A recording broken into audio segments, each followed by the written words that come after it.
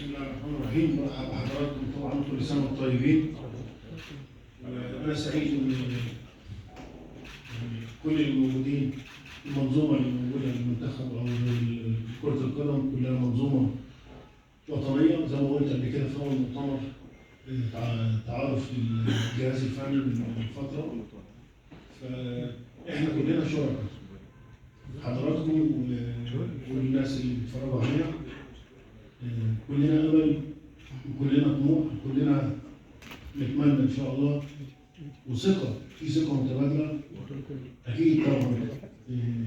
نسبه الحمد لله في الشارع المصري ناس بتتمنى وتامل فينا ان شاء الله الخير والنجاح ان شاء الله. منتخب مصر، منتخب مصر هو اهم حاجه لينا كلنا زي ما بقول، واتمنى في المرحله اللي جايه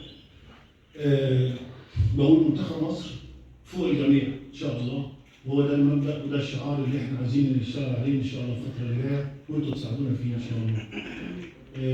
زي ما الكابتن ابراهيم قال، البطوله اللي جايه اللي احنا نشترك فيها ان شاء الله البطوله الدوليه اللي موجوده في ابو ظبي.